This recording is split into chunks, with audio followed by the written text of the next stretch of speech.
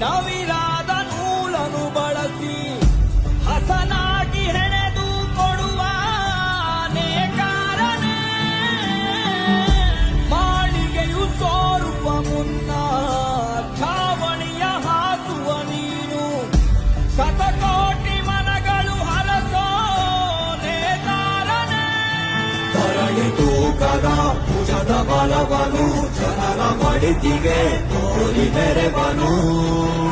ಹಿತವನು ಬಯಸುವ ಕಡು ರಾಕ್ಷಸ